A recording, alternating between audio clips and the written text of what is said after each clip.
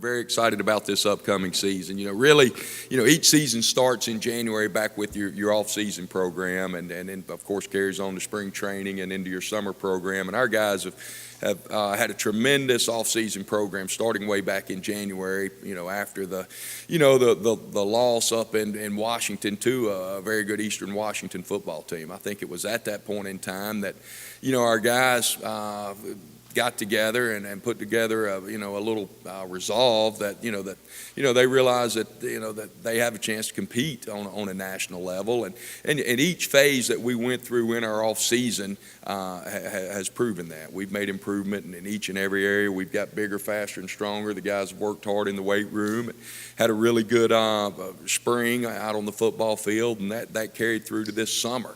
Coach Fodio and his staff in the weight room have done an outstanding job with the guys of getting them in shape, getting them bigger, faster, and stronger, and ready to roll for this coming season. We've got a lot to be excited about. We've got some holes to fill, definitely, but we've got a lot of good players to build around. Defensively, coming back.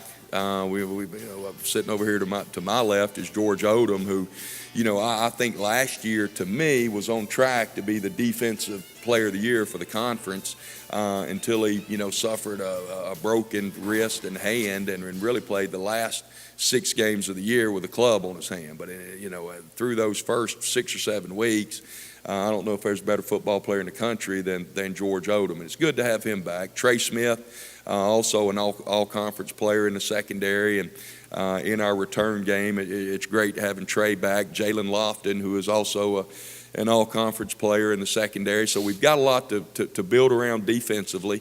Our linebacking core is back. We did lose Garrett Sharp, who was an outstanding player, but Raphael Garner, who started a lot of football games and made a lot of tackles. James Graves, who brings a lot of leadership and is an outstanding football player, are both back at the inside linebacker spots, along with Roy Sutton, who I thought had an outstanding spring and is ready to step up in a more prominent role there on defense. Last year we were very good on the defensive line. We're good against the run and could get pressure on the quarterback. A lot of those guys are gone up inside. Jordan Tolliver graduated, Terrence Partee, Dawson Hadnot, were guys that really gave us a physical presence on the defensive line. They're gone, so we will definitely be needing some help out of some young guys on the interior of the defensive line. But our defensive ends, Chris Terrell is back for his sophomore year, outstanding player. Cardell Best is back for his senior year at defensive end, and then a guy that I think is an outstanding player, Chris Chambers, is back to help solidify us at defensive end and give us some good pass rush. So defensively, some good stuff to build around. Offensively, it starts with Hayden Hildebrand, who threw for over 3,000 yards last year and has started a lot of football games.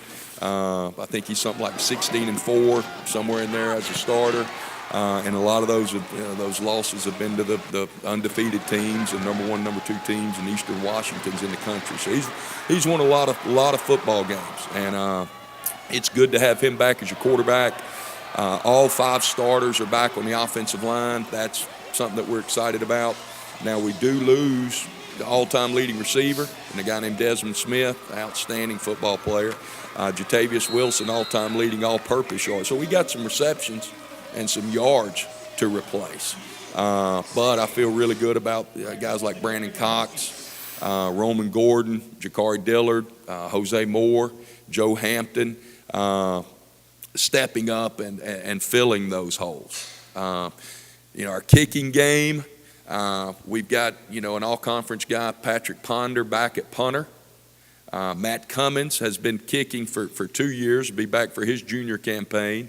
And our starting deep snapper, who does an outstanding job, Austin McIntosh, is back. So I feel good about our kicking game. So we've got a lot of good things back to build around, but we've got some question marks and some holes that that people need to step up and fill. But I feel very confident in the way that the guys have been working and we look forward to opening up September the 2nd against an outstanding Kansas State football team. Kansas State, the last time they played, they beat the team with the largest budget in the history of NCAA athletics, Texas A&M. That was their last football game. So they're a very, very prominent football team, and that would be a big challenge for us, but it's also a great opportunity, and it's a game that we're looking forward to.